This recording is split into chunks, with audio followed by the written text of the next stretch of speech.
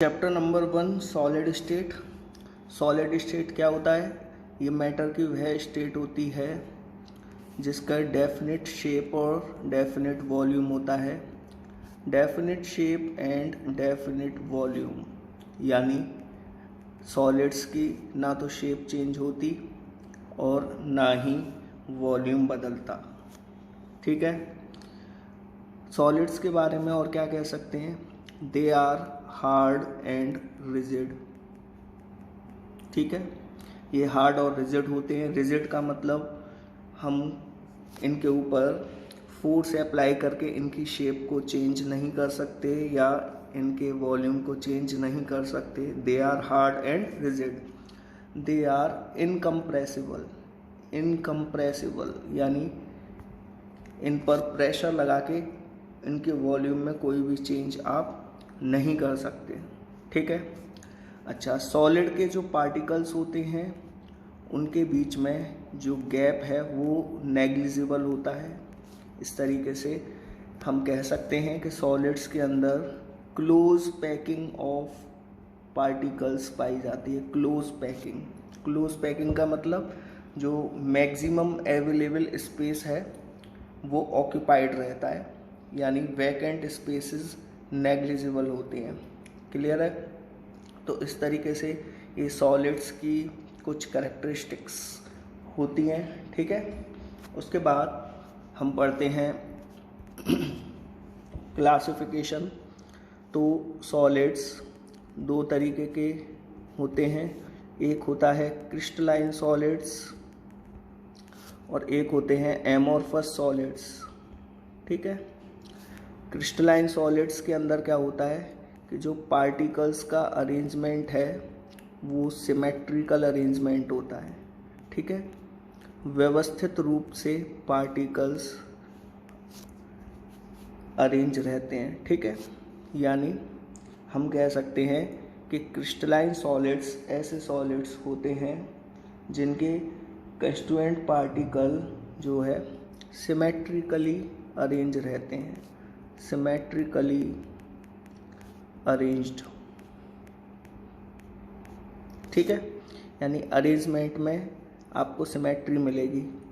चार पार्टिकल्स को आप कनेक्ट करके देखोगे तो आपको एक जैसी ज्योमेट्री देखने को मिलेगी।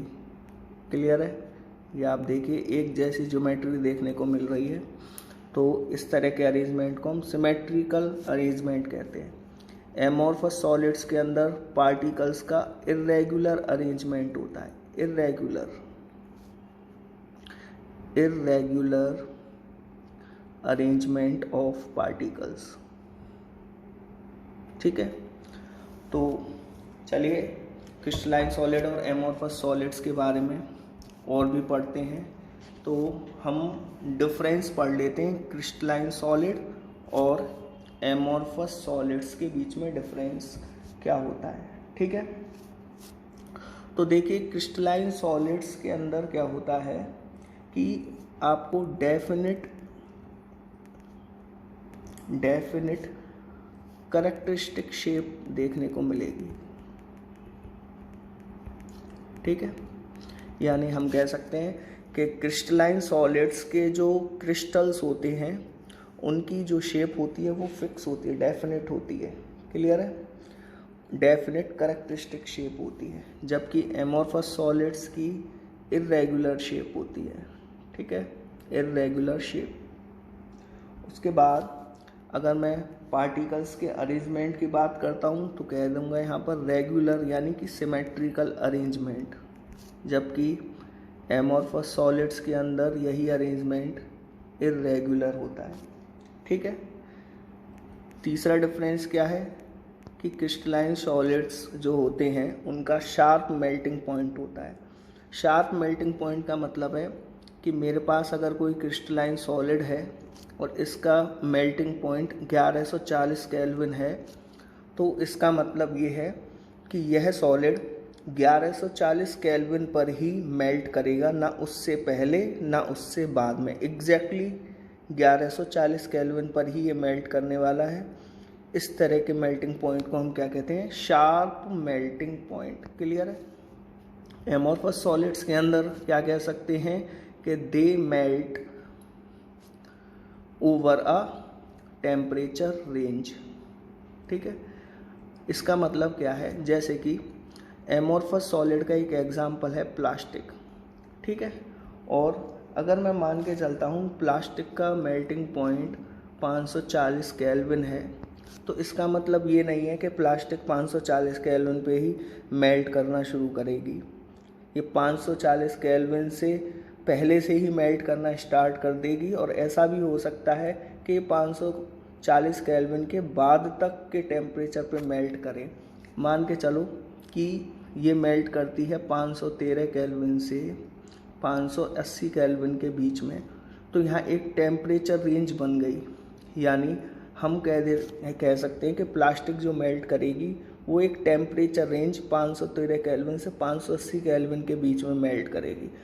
ठीक है, तो ये लाइन क्लियर हो गई कि they melt over a temperature range. चलिए और क्या डिफरेंसेस होते हैं वो भी पढ़ लेते हैं। तो डिफरेंस नंबर 4 पढ़ लेते हैं, चलिए। ठीक है, अब देखो चौथा डिफरेंस क्या है कि they have definite enthalpy of fusion. Definite enthalpy of fusion. Enthalpy of fusion क्या होता है? इंथैल्पी ऑफ फ्यूज़न का मतलब है 1 मोल सॉलिड को लिक्विड में कन्वर्ट करने के लिए जितनी हीट देनी पड़ती है वो हीट कहलाती है इंथैल्पी ऑफ फ्यूज़न। तो they have definite enthalpy of fusion का मतलब इनकी जो इंथैल्पी ऑफ फ्यूज़न है वो फिक्स होती है, ऐसा नहीं है चेंज होती रहेगी, नहीं, फिक्स इंथैल्पी ऑफ फ्यूज़न होता है। और यहाँ पर हम कह सकते हैं कि indefinite enthalpy of fusion. Clear है? इंथैल्पी ऑफ फ्यूज़न को फिर रिपीट कर देता हूँ। इंथैल्पी ऑफ फ्यूज़न क्या है कि 1 मोल सॉलिड को लिक्विड में कन्वर्ट करने के लिए जितनी हीट सप्लाई करते हैं वो इंथैल्पी ऑफ फ्यूज़न कहलाती है। क्लियर है? पॉइंट नंबर 5 डिफरेंस का हम ये लिख सकते हैं, जब हम क्रिस्टलाइन सॉलिड को काटते हैं तो आपको स्मूथ कट देखने को मिलेगा। स्मूथ कट, जैसे कि ये कोई सॉलिड है, आप इसको कोने से कॉर्नर से काट रहे हो, तो कॉर्नर से काटने के बाद आपको जो कटिंग एज मिलेगी वो बिल्कुल स्मूथ कटिंग एज मिलेगी। जबकि एमोर्फस सॉलिड में इर्रेगुलर कटिंग एज मिलेगी। इस तरीके से जो कटिंग एज होगी वो इर्रेगुलर होगी। ठीक है, इर्रेगुलर कटिंग एज।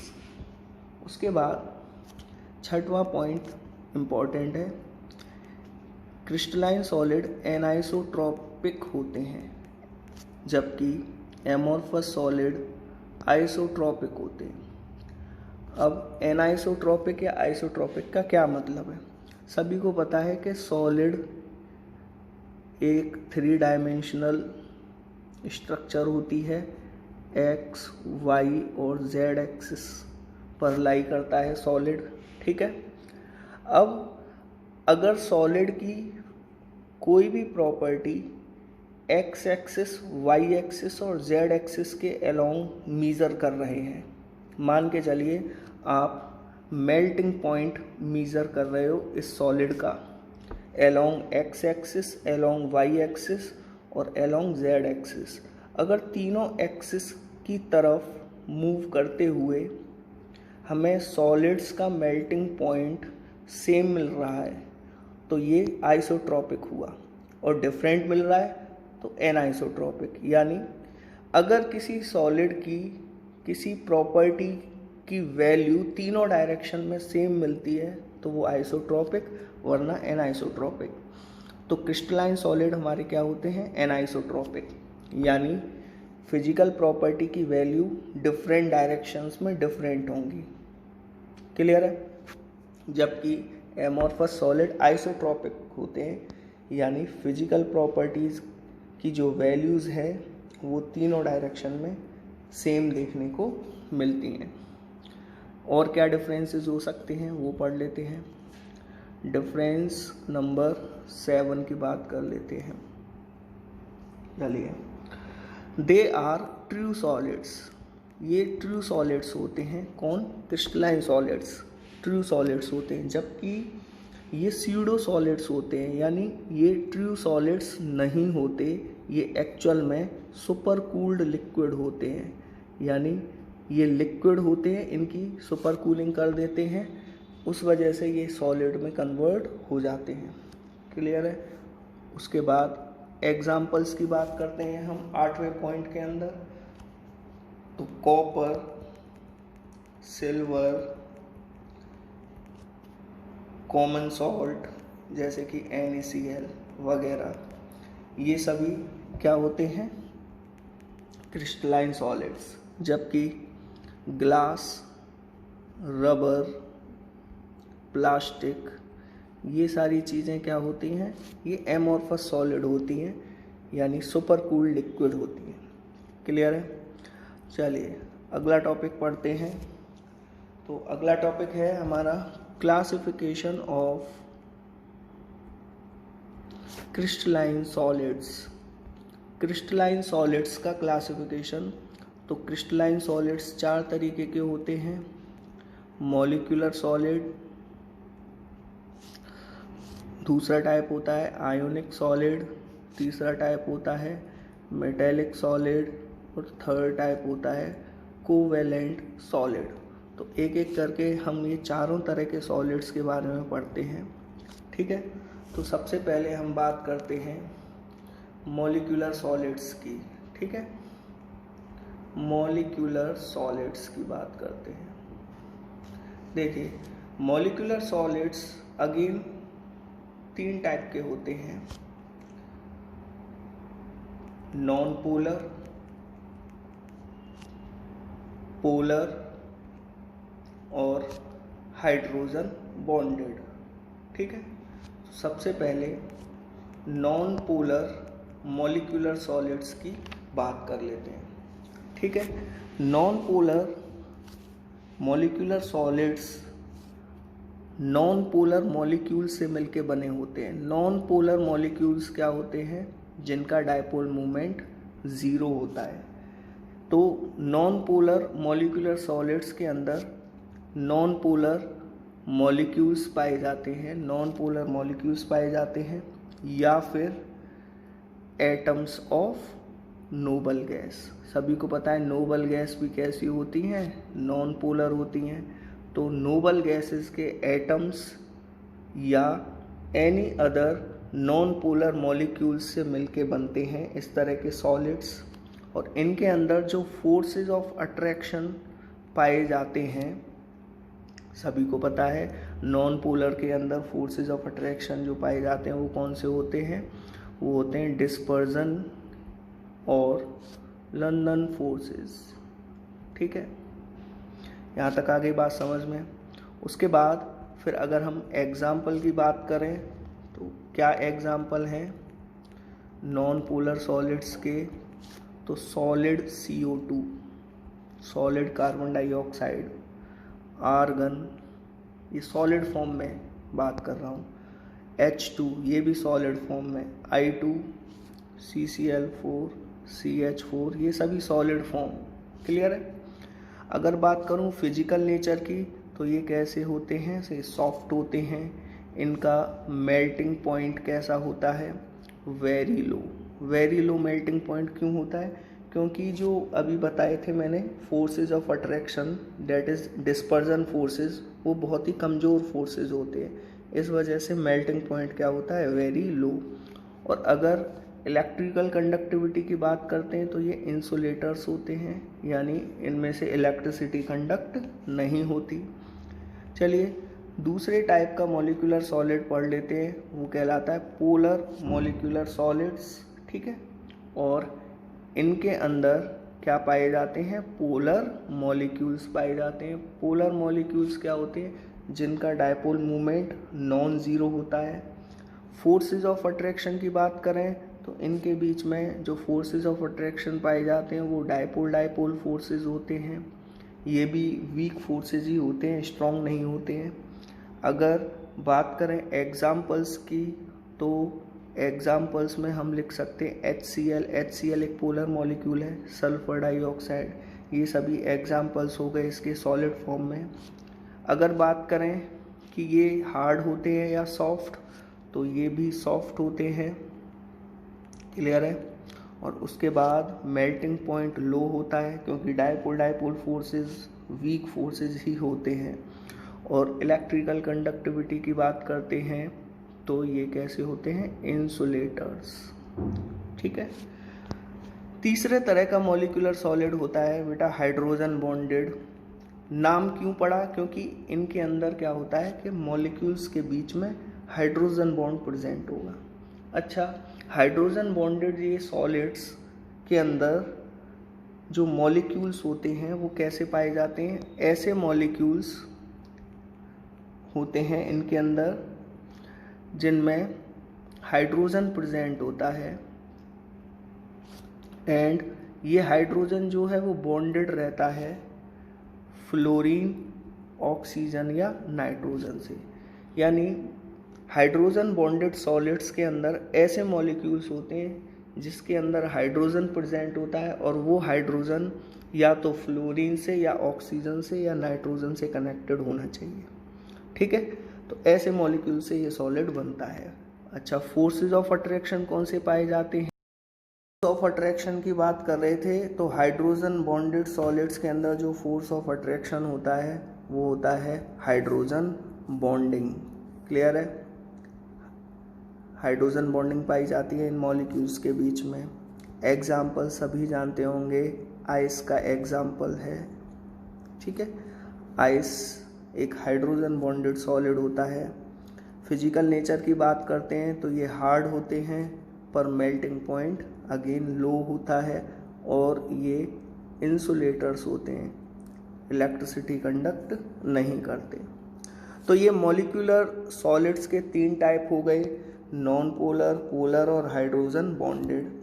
अब हम दूसरे टाइप के सॉलिड की बात करते हैं और सेकंड टाइप के जो क्रिस्टलाइन सॉलिड होते हैं वो होते हैं आयोनिक सॉलिड्स, ठीक है। आयोनिक सॉलिड्स के अंदर जो पार्टिकल्स प्रेजेंट होते हैं वो होते हैं पॉजिटिव एंड नेगेटिव आयंस और इनके बीच में जो फोर्स ऑफ अट्रैक्शन होता है वो कहलाता है electrostatic force of attraction. Electrostatic force of attraction पाया जाता है। जैसे एग्जाम्पल्स की बात करें तो NaCl, क्लियर है। उसके बाद फिर बात करते हैं फिजिकल नेचर की, तो सभी को पता है they are hard and brittle, ठीक है। यानी अगर प्रेशर अप्लाई करोगे तो ये टूट जाते हैं, ब्रिटल नेचर होती है बट हार्ड होते हैं। मेल्टिंग पॉइंट की बात करते हैं, वेरी हाई मेल्टिंग पॉइंट होता है, लगभग 1500 केल्विन के आसपास, ठीक है, या उससे भी ज़्यादा।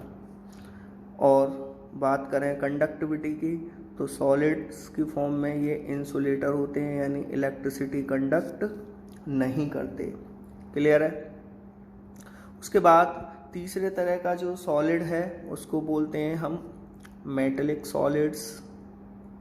और मेटेलिक सॉलिड्स के अंदर जो कंस्टिट्यूएंट पार्टिकल्स होते हैं वो क्या होते हैं, एक तो पॉजिटिव आयंस होते हैं और इन पॉजिटिव आयंस के चारों तरफ जो है इलेक्ट्रॉन्स इस तरीके से पाए जाते हैं, क्लियर है। तो ये रेड कलर में जो आपको दिखाई दे रहे हैं दीज आर फ्री इलेक्ट्रॉन्स, ठीक है। और ये जो पॉजिटिव आपको दिखाई दे रहे हैं ये कहलाते हैं आपके लैटिस आयंस। तो मेटेलिक सॉलिड के कंस्टिट्यूएंट पार्टिकल हो गए पॉजिटिव लैटिस आयन और इनके चारों तरफ हो गए फ्री इलेक्ट्रॉन्स, क्लियर है। उसके बाद फोर्सेज ऑफ अट्रैक्शन की बात करते हैं तो सीधी सी बात है मेटेलिक बॉन्डिंग पाई जाती है as a force of attraction, metallic bonding पाई जाती है। और फिर हम एग्जाम्पल्स की बात करते हैं तो जितनी भी मेटल्स हैं वो सब इसके एग्जाम्पल्स हो गए। They are hard, malleable and ductile. Malleable and ductile, malleable का मतलब मेटल्स को थिन शीट्स में कन्वर्ट कर सकते हैं। डक्टाइल का मतलब है इनको खींचकर हम वायर्स वगैरह बना सकते हैं। अगर मेल्टिंग पॉइंट की बात करते हैं तो इनका हाई मेल्टिंग पॉइंट होता है, और सभी को पता है कि they are good conductors of electricity, good conductors of electricity. ठीक है। चौथे टाइप का जो क्रिस्टलाइन सॉलिड होता है वो कहलाता है कोवेलेंट और नेटवर्क सॉलिड। इनको नेटवर्क सॉलिड इसलिए कहते हैं क्योंकि इसके अंदर जो कोवेलेंट मॉलिक्यूल्स हैं आपस में कनेक्ट होके एक नेटवर्क लाइक स्ट्रक्चर बनाते हैं। कंस्टिट्यूएंट पार्टिकल्स इसके जो है कोवेलेंट मॉलिक्यूल्स हो गए। फोर्सेस ऑफ अट्रैक्शन क्या पाया जाएगा? कोवेलेंट बॉन्ड पाया जाएगा। एग्जाम्पल्स की बात करते हैं तो इसका एग्जाम्पल हो गया क्वार्ट्स।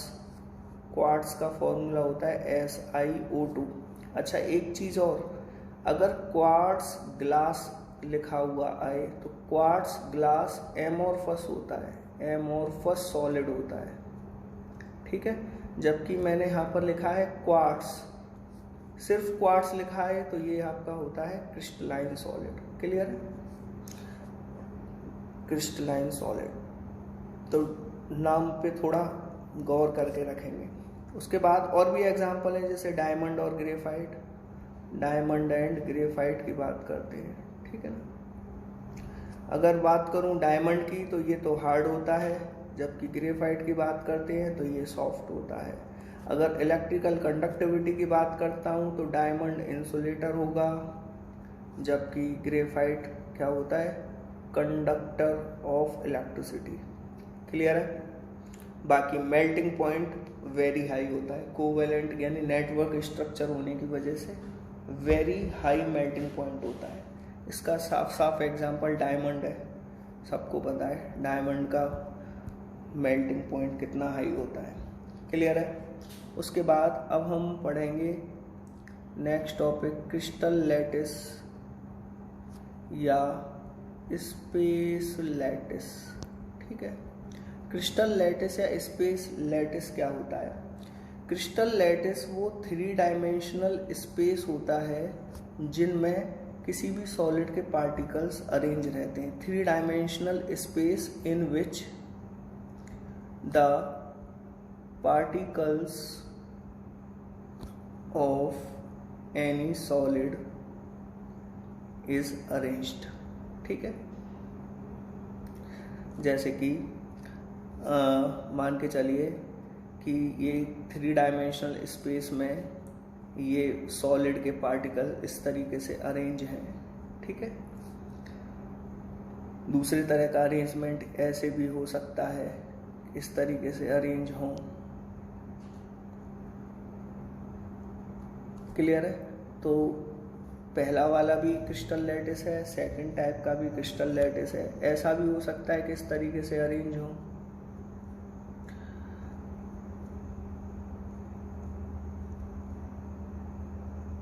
तो किसी भी तरह का अरेंजमेंट हो सकता है, पर अरेंजमेंट सिमेट्रिकल होना चाहिए, एक सिमेट्री मिलनी चाहिए अरेंजमेंट के अंदर। क्लियर है? तो ये तीनों तरह के जो हैं क्रिस्टल लैटिस के एग्जाम्पल हैं, और इसमें आप देख पा रहे हो कि ये एक ऐसा 3 डायमेंशनल स्पेस है जिसमें पार्टिकल्स अरेंज हैं in different types of geometries. Clear है? वैसे तो देखने में ये सब 2 डायमेंशनल लग रहे हैं, पर ये आपको जो है कंसीडर करके चलने पड़ेंगे। इस तरह का अरेंजमेंट 3 डायमेंशन में होना चाहिए। अब देखो, क्रिस्टल लैटिस का जो सबसे छोटा पोर्शन है जो मैं डार्क कर रहा हूँ, ये सबसे छोटा पोर्शन कहलाता है यूनिट सेल। क्लियर है? तो यूनिट सेल क्या होता है? यूनिट सेल होता है किसी भी क्रिस्टल लैटिस का स्मॉलेस्ट पोर्शन, और इस पोर्शन को अगर मैं तीनों डायरेक्शन में रिपीट कराता हूँ, एक्स डायरेक्शन में रिपीट कराऊँ, चाहे वाई डायरेक्शन में रिपीट कराऊँ, चाहे जेड डायरेक्शन में रिपीट कराऊँ, तो रिपीट कराने पे ये पूरा क्रिस्टल लैटिस बन जाता है। क्लियर है? तो यूनिट सेल को हम कैसे डिफाइन कर सकते हैं कि यूनिट सेल क्या होता है? कि it is the smallest portion of crystal lattice which when repeats in all direction will constitute the whole crystal lattice। ठीक है, तो यूनिट सेल के बारे में आपको जो है पता चल चुका, यूनिट सेल क्या होते हैं। ठीक है, अब अगले टॉपिक में हम पढ़ने वाले हैं कि parameters of unit cell. Parameters of unit cell. ठीक है, यूनिट सेल के मेजरमेंट के 6 पैरामीटर होते हैं। यूनिट सेल का अगर आपको मेजरमेंट करना है तो आपको 6 पैरामीटर का इस्तेमाल करना पड़ेगा। वो 6 पैरामीटर कौन कौन से होते हैं वो मैं आपको बता देता हूँ। देखिए, ये कोई यूनिट सेल है, ठीक है, और इस यूनिट सेल के अंदर ये जो लेंथ आपको दिखाई दे रही है ए, बी और सी, ये जो साइड्स दिखाई दे रही हैं ए, बी, सी, ये जो ए, बी, सी 3 साइड्स आपको दिखाई दे रही हैं ये कहलाती हैं आपकी एक्सियल लेंथ। ठीक है, या फिर एज लेंथ। क्लियर है? तो ये 3 पैरामीटर्स हो गए। इनके अलावा 3 पैरामीटर्स और होते हैं जिनको हम बोलते हैं एक्सियल एंगल्स। वो 3 पैरामीटर और कौन से हैं? एक तो अल्फा, ठीक है, और एक हो गया बीटा और एक हो गया गामा। ठीक है, तो अल्फा जो एंगल है वो बी और सी के बीच में बनता है, बीटा जो एंगल है वो ए और सी के बीच में, और गामा जो एंगल बनता है वो ए और बी के बीच में बनता है। अच्छा, ये बिल्कुल फिक्स है। अगर आपको कन्फ्यूजन से बचना है तो ये चीज़ आप बिल्कुल याद रखोगे कि अल्फ़ा जो एंगल बना हुआ है वो बी और सी के बीच में ही बनना चाहिए, बीटा ए और सी के बीच में, और गामा ए और बी के बीच में। और ए बी सी क्या है वो भी बिल्कुल आप फिक्स मान के चलें। ठीक है, उसके बाद ये जो अल्फ़ा, बीटा और ये गामा है ये क्या कहलाते हैं? Axial angles. ठीक है, तो 3 तो हो गए आपके एक्सियल लेंथ और 3 हो गए एक्सियल एंगल। तो कुल मिला के कितने पैरामीटर्स होते हैं यूनिट सेल के? 6 पैरामीटर्स होते हैं। क्लियर है ये बात? चलिए, उसके बाद अब हम पढ़ेंगे टाइप्स ऑफ यूनिट सेल। ठीक है, टाइप्स ऑफ यूनिट सेल। देखिए, यूनिट सेल जो है उनको हम 2 कैटेगरी में डिवाइड कर देते हैं। एक कहलाते हैं आपके प्रिमिटिव या सिंपल यूनिट सेल, ठीक है, और दूसरे टाइप के कहलाते हैं नॉन प्रिमिटिव। ठीक है, प्रिमिटिव यूनिट सेल के अंदर क्या होता है कि जो एटम्स होते हैं ओनली प्रेजेंट एट कॉर्नर। ठीक है, प्रिमिटिव यूनिट सेल के अंदर जो एटम्स प्रेजेंट होते हैं वो सिर्फ कॉर्नर पर प्रेजेंट होते हैं। इस तरीके से जो मैं बना रहा हूँ आप देख पाएंगे कि जो एटम्स हैं वो सिर्फ कहाँ प्रेजेंट होते हैं? कॉर्नर्स पर। सभी को पता होना चाहिए यूनिट सेल के अंदर कितने कॉर्नर हो गए। इस यूनिट सेल में 8 कॉर्नर है, तो 8 कॉर्नर पर एक एक एटम प्रेजेंट होता है। नॉन प्रिमिटिव में क्या होता है कि जो एटम्स प्रेजेंट होते हैं वो कॉर्नर पर भी प्रेजेंट होते हैं, प्लस एडिशनल पोजीशंस, यानी कॉर्नर के अलावा और अदर पोजीशंस पर भी जो है एटम्स आपको देखने को मिलेंगे। तो ये जो नॉन प्रिमिटिव यूनिट सेल हैं ये 3 तरीके के होते हैं। एक होता है FCC, एक होता है BCC और एक होता है ECC। ठीक है, अब ये FCC, BCC और ECC क्या है उसको देखते हैं। Face centred cell, face centred cell, इसको हम शॉर्ट में क्या बोल देते हैं? FCC। और फेस सेंटर्ड सेल के अंदर क्या होता है कि जो यूनिट सेल है उसके 8 कॉर्नर्स पर 8 एटम्स होते हैं, क्लियर है। और हर फेस के सेंटर पर एक एक एटम प्रेजेंट होता है, हर फेस के सेंटर पर, ठीक है। तो ये फेस सेंटर एटम्स हो गए, ठीक है। और ये हो गए आपके कॉर्नर वाले एटम्स, क्लियर है। किसी भी यूनिट सेल के अंदर 8 कॉर्नर हो गए और 6 फेस हो गए, ठीक है ना। तो 8 कॉर्नर एटम्स हो गए और 6 फेस सेंटर एटम्स हो गए, ठीक है। दूसरे टाइप का जो होता है वो सेकंड टाइप में आपको डिस्कस कर लेता हूँ, वो कहलाता है body centred cell. Body centred cell, इसको हम BCC शॉर्ट में बोल देते हैं। बॉडी सेंटर्ड सेल के अंदर क्या होने वाला है कि 8 एटम्स तो 8 कॉर्नर पर होते हैं और एक एटम बॉडी सेंटर पर प्रेजेंट होता है, ठीक है। यानी बॉडी के बिल्कुल बीचों बीच, यानी यूनिट सेल के बिल्कुल बीचों बीच। तो ये इस तरह का यूनिट सेल कहलाता है बॉडी सेंटर्ड सेल, ठीक है। एक होता है end centred cell. End centred cell, end centred cell के अंदर क्या होता है कि 8 कॉर्नर्स पर 8 एटम्स होते हैं, क्लियर है। और कोई भी 2 आमने सामने वाली अपोजिंग फेसेस के सेंटर पर 2 एटम होते हैं। कोई भी 2 आमने सामने वाली फेसेस के सेंटर पर एटम्स प्रेजेंट होते हैं। तो इस तरह के सेल को एंड सेंटर्ड सेल कहते हैं, ठीक है। चलिए इसके बाद हम डिस्कस कर देते हैं 7 क्रिस्टल सिस्टम की को 7 क्रिस्टल सिस्टम, ठीक है।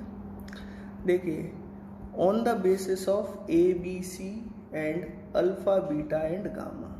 ABC क्या है? एक्सियल लेंथ, और अल्फा बीटा गामा क्या है? ये होते हैं एक्सियल एंगल्स। तो कुल मिला के ये 6 पैरामीटर्स होते हैं। इन 6 पैरामीटर्स के अकॉर्डिंग 7 तरीके के क्रिस्टल सिस्टम होते हैं जिनको हम 7 क्रिस्टल सिस्टम कहते हैं, ठीक है। तो ये 7 टाइप्स के जो क्रिस्टल सिस्टम होते हैं वो कौन कौन से होते हैं वो डिस्कस कर लेते हैं। तो सबसे पहला जो क्रिस्टल सिस्टम होता है वो क्यूबिक क्रिस्टल सिस्टम होता है, और इसके अंदर जो यूनिट सेल होते हैं वो क्यूब शेप के होते हैं, क्लियर है।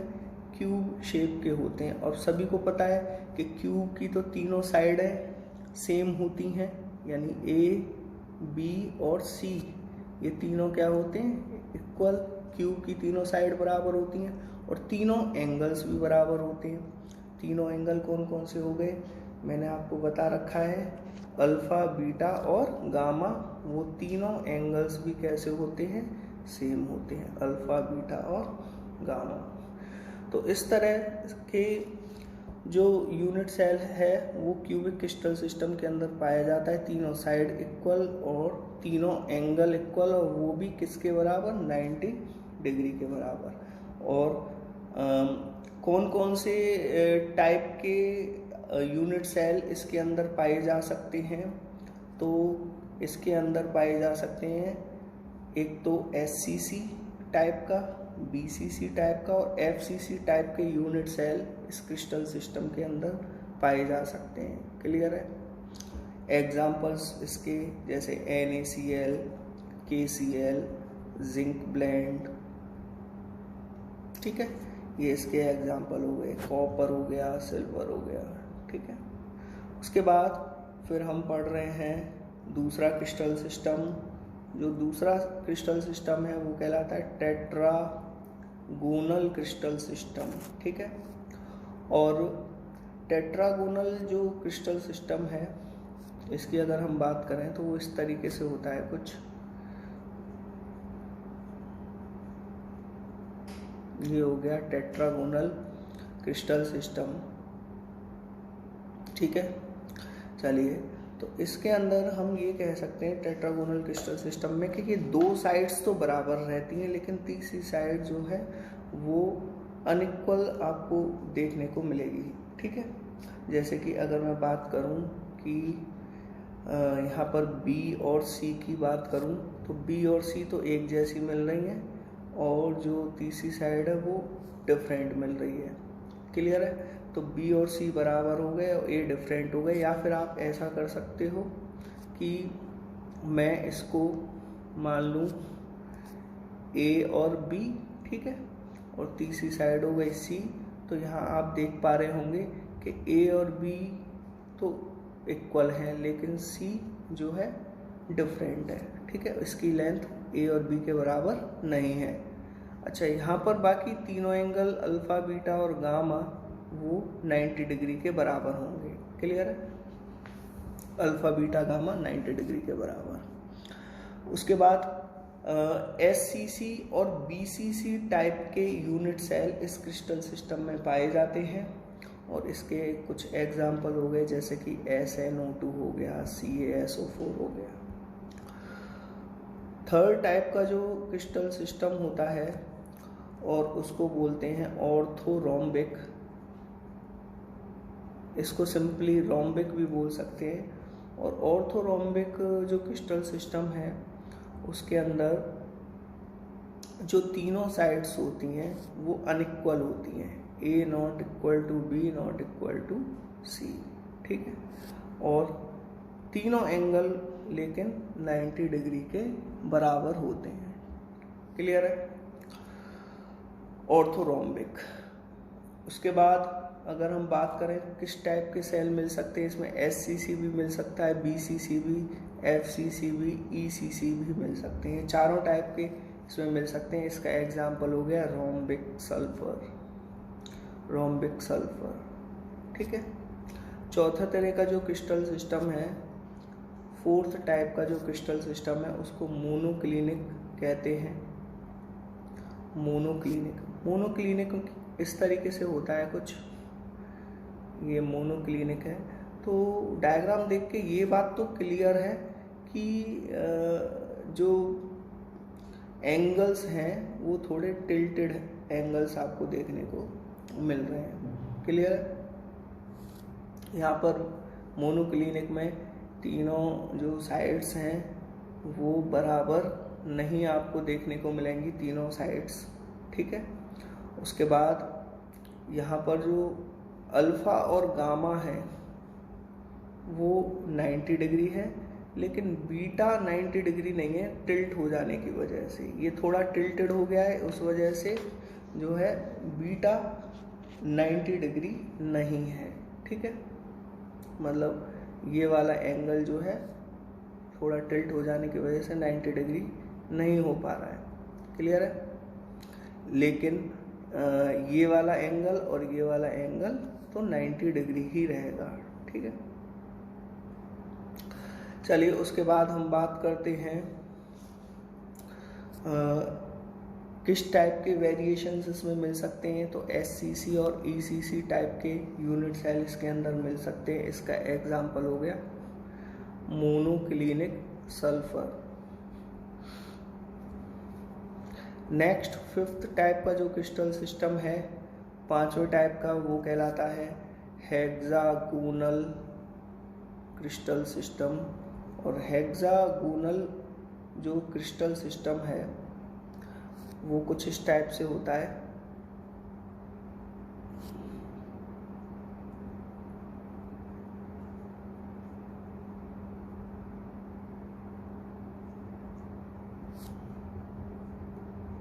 ठीक है, इस तरीके से हेक्सागोनल क्रिस्टल सिस्टम होता है और इसकी दो साइड्स तो बराबर होती हैं, तीसरी अनइक्वल होती है।